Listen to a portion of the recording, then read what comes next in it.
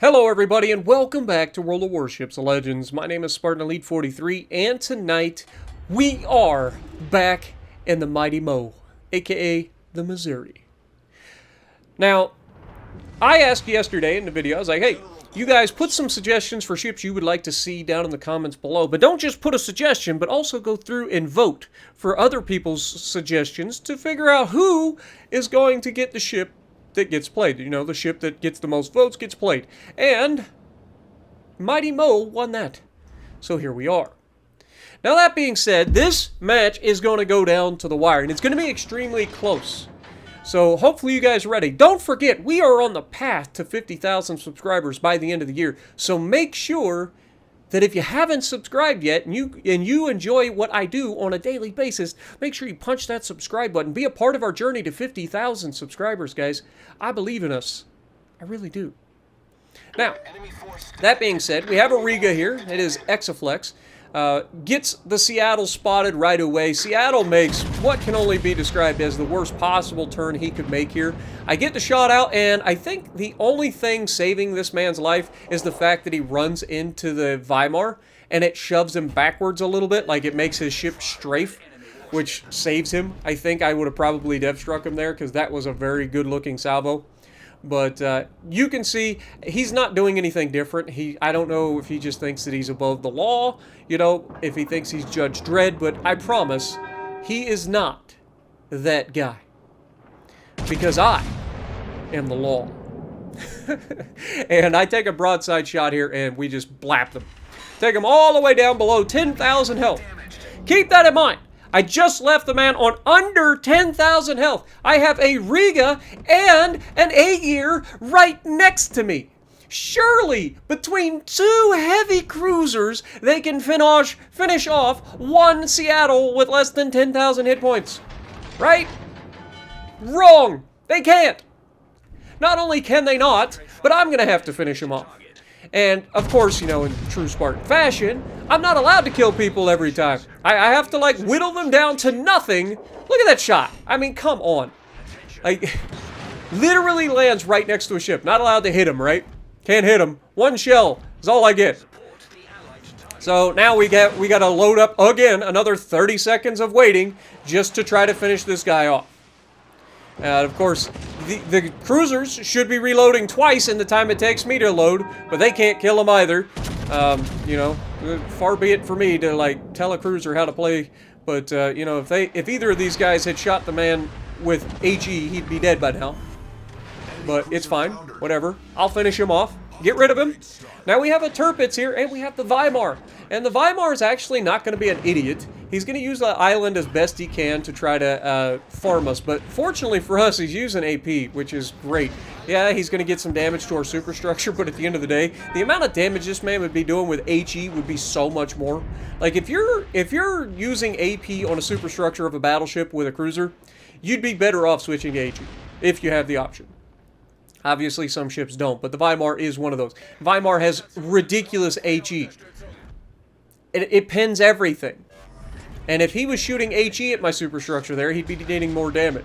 But you can see he's trying to be cheeky. Look at him. And of course, me trying to use the fucking, the thing, sorry for my language, trying to use the camera to look out the front turrets. Can't look through the front. There we go. Trying to use the island to reach around the island. I know that he's torping. I'm not stupid. Like, we know he's trying to torp us, so we're turning in, bow in as best we can. We're trying to slow down, getting in reverse. Want to try to avoid these torpedoes at all costs. The Tirpitz is, for whatever reason, deciding he doesn't want to rush us, which is great, because between him and the Weimar, they could absolutely kill me. The Riga doesn't have torpedoes, obviously, but the Riga has really good guns. So, as long as the Riga is still alive, these guys can't give up a broadside to him, because he can absolutely, well, he's not likely to Citadel these guys. He might Citadel the Weimar, but he's not going to Citadel the Tirpitz up close. But, the A-gear has torpedoes. And between the two of them, we have basically 3 battleships worth of guns here. I mean, you got the supercruiser of the A-gear, you've got the really big guns of the Riga, and between the 3 of us, we should be doing a lot of damage, especially to this over-angled Weimar. Now, obviously, I'm going to overpin him, but between the other 2, they should be able to to slap the guy, but it just doesn't ever happen. Like, these guys, just for whatever reason, do not manage to do much of any damage between the two of them. Unfortunately, down goes the Riga. I think the Petro in the middle of the map had something to do with that. But I think Ager finally decided to hit the guy and did a little bit of damage there. And you can see his secondary is going crazy too, but we go ahead and try to put the shells right through the bow of the Weimar, finish him off. And now it's a fight between me and the Tirpitz and the Ager. Now the Ager has torpedoes. Has quite a few torpedoes. Should be able to easily sink a Tirpitz. In theory. But of course, it's also an Ager. Meaning if he over-angles to a battleship, there's a good chance that he gets sent back to port. Because it doesn't have the turtleback that other German cruisers have. It has a slight turtleback, but not enough to protect you up close against a lot of the battleships that you're going to come up against. They're just going to go straight through that turtleback and into your citadel anyway. Might protect you against cruisers, but it's not going to help you. And sure enough, Tirpitz finishes him off. But Tirpitz just fired his guns. Now, I am anticipating the Tirpitz rushing me. There's nothing to stop him from doing so. We're going to take a shot into a superstructure. You guys know the deal. We absolutely murder his superstructure, getting somewhere in the neighborhood of 8,000 to 10,000 damage there, and then we are trying to turn away. Now, the goal here is to not hit the edge of the map because that slows me down. I know that he's going to try to torp me, so we need to try to turn away, get into a position where we can get the guns back on target. We're keeping the rear guns there, and we're trying to stay away from any potential that he gets to use his torpedoes. Now there, you can see he takes a pretty nasty salvo of HE from the Vanguard as the Vanguard has pushed over from the middle of nowhere. The Suja is constantly harassing this guy with HE as well, and he's not long for this world. You can see the shells coming in, hopefully to finish him off, and down he goes. Lightning is actually the one that kills him with a fire. Go figure. Now, there's going to be a couple of things happen here in the next couple of minutes. One, there's going to be an Edinburgh come over from the top of the map all the way over to the right side behind an island.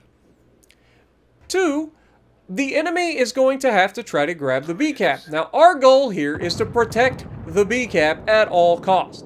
We need to maintain that points advantage.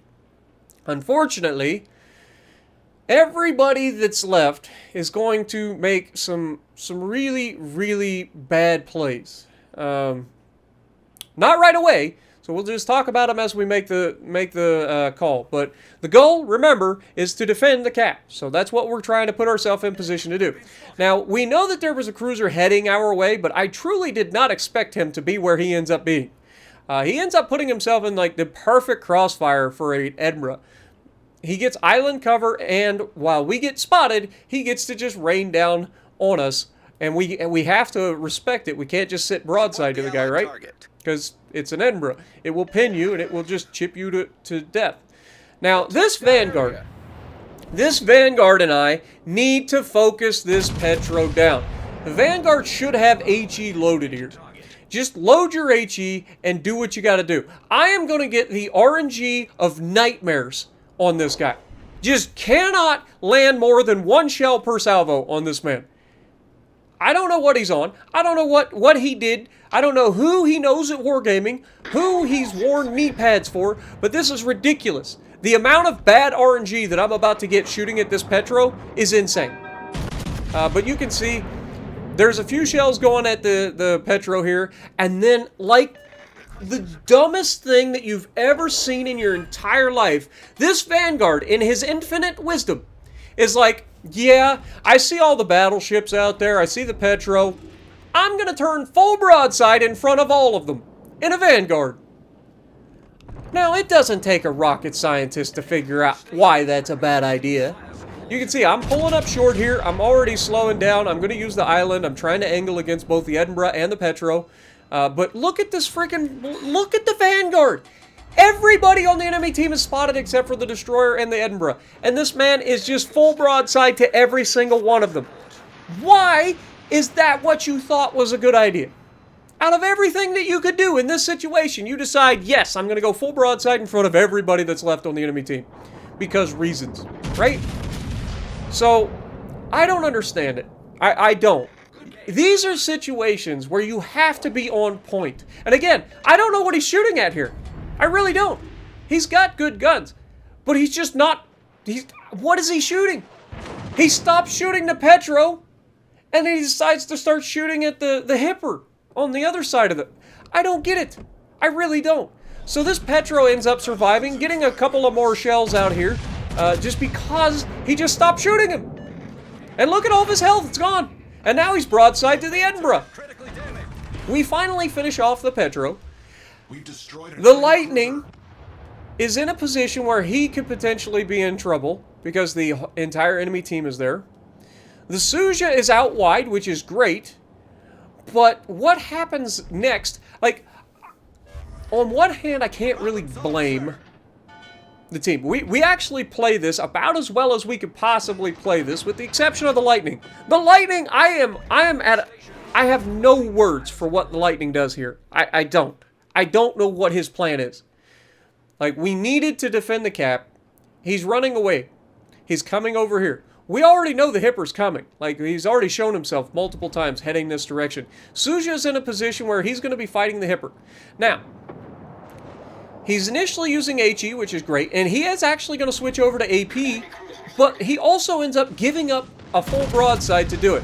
Now here you can see, I don't know if you noticed, that right as we went to pull the trigger there, a wave came up, and we actually shot too low on the Hipper there. So we only get 3 shell hits, which is absolutely horrendous. Now you can see the Lightning is using his guns here. Suja, unfortunately, is going to take a torpedo, because cruiser versus cruiser, up close and personal, you know the torps are coming, yet you somehow manage to run right into them.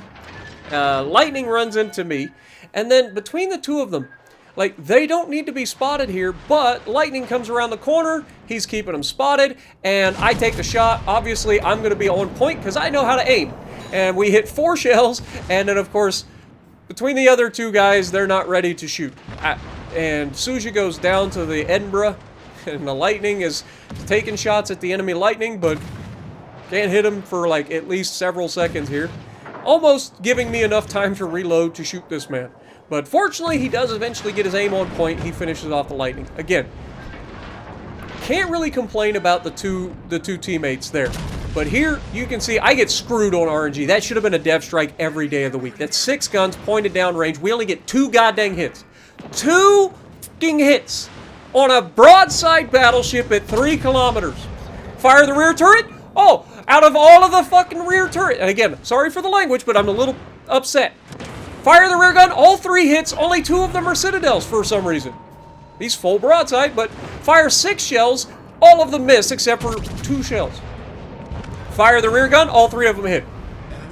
These are the situations where RNG is so incredibly annoying that it is absolutely obnoxious. Now, Edinburgh, again, this guy clearly knows what he's doing on the enemy team. He knows that I don't overmatch him. Our Lightning manages to get himself freaking killed against an Awami because of reasons. Apparently he didn't know the guy was out there. I don't know. I don't know how he managed to get himself killed against a fucking battleship. And again, sorry for the language, but this is the stuff that drives me crazy about this player base. They make some of the dumbest plays that you can possibly make at the worst times. If any one of my teammates early in the game that spawned with me had survived, we win this game. Guarantee it. Guarantee it. If the Vanguard had played, and here you can see I just said screw it, I'm done. Like, I knew he was going to kill me with his guns anyway, so I just pulled out and let him kill me. But it was just one of those situations where, like, if the Vanguard wasn't a complete and utter goofball at the end of the match, we win that match. But people make some of the most brain-dead plays at the worst possible time. And this is the part where everybody gets mad at me. They're like, Spartan, you gotta calm down. It's just a game. You should have fun playing it. But when you get games like this where you could potentially pull this off, and I don't want to pull out the fact that the Veneto was full health, the Awami was full health, the Edinburgh was full health, the Hipper was full health. Everybody on the enemy team was full health from the other side of the map. So what did the rest of the team do that was over there? Nobody knows. They don't exist. They just don't exist. So again, it pulls up the situation where we talk about all the time. It's not the ships that are the problem. A lot of people are like, oh, this ship's unbalanced, this ship's unbalanced, oh, destroyers this, battleships this, cruisers this. No, it's the player base. The player base needs to get better. And it's not going to happen because the people that are the problem in this game don't look for help. They just don't. Which is why Wargaming needs to step up to the plate and actually give some sort of way for the player base to improve on their own. Because they're not looking for help on YouTube. It's not that's pretty obvious. The audience, the YouTube audience for World of Warships Legends is not that big. So, again, it's one of those situations where the problem isn't with the ships. It isn't with the game. It's literally the player base. The player base doesn't understand basic fundamentals of how to win a game. They just don't. And so what I want you guys to take from this is to be aware. The fact that you're watching this video right now means that you're better than most of the player base. Just throwing that out there. And if you're not currently better than most of the player base, you're at least trying to get better. So this isn't about you. I'm not ranting about you because you're trying. But most of the player base, believe it or not, has no intentions of getting better. They're not looking for help. And that is the problem with World of Warships Legends, because they don't have any way in the game of learning. They get thrown in for a couple of AI battles early in the game to say, hey, this is how you go forward, this is how you go backwards, and that's it. That's literally all they learn.